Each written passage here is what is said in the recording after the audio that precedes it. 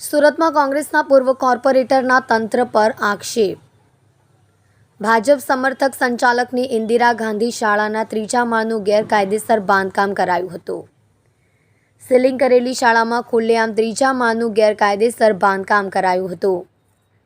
ગેરકાયદેસર રીતે બંધાતા હોવા છતાં રોકવામાં આવતા ન હતા।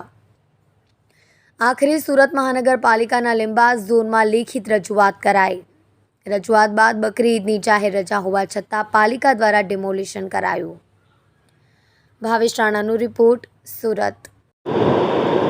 असलम साइकिल वाला पूर्व कॉर्पोरेटर सूरत महानगरपालिका कांग्रेस पक्ष लिंबायत जोन अंदर छत्रपति शिवाजी नगर विस्तार है, ज्याँ आश्रे 40 वर्ष जूनी इंदिरा गांधी शाळा एक खानगी शाळा कार्यरत है, जे ग्राउंड प्लस 2 माळनी है, जेमां आश्रे 2000 विद्यार्थीओ अभ्यास करी रह्या छे।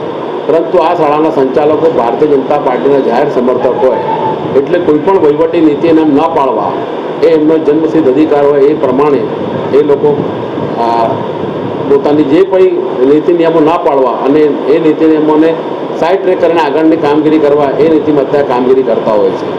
આ શાળા સંચાલકો એપ્રિલ મહિનાની અંદર એમના ત્રીજા માળનું ગેરકાયદેસર બાંધકામની શરૂઆત કરે, જે તે સમયે મારા ધ્યાન પર આવતા લિંબાયત ઝોનના જવાબદાર અધિકારીઓનું ધ્યાન દોરે અને એ લિંબાયત ઝોનના અધિકારીઓએ કામ અટકાવી રાખે।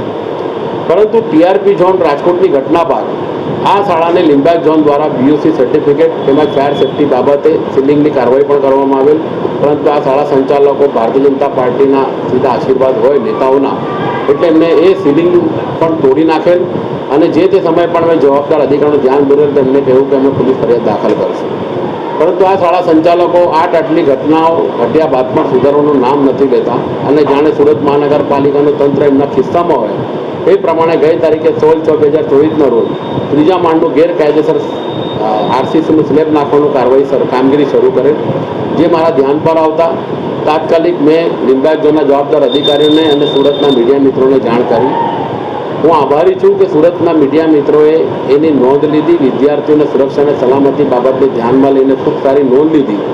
એનાથી સુરત મહાનગરપાલિકાના તંત્ર પર જે દબાણ આવ્યું એટલે એ લોકો રાજકીય દબાણવશ થયા વગર આજ રોજ તારીખ 17/6/2024ના રોજ જાહેર રજાનો દિવસ હોવા છતાં પણ સ્થળ પર જઈને એ ત્રીજા માળનું સ્લેબનું આરસીસીનું બાંધકામનું ડિમોલિશન હાથ ધર્યું છે।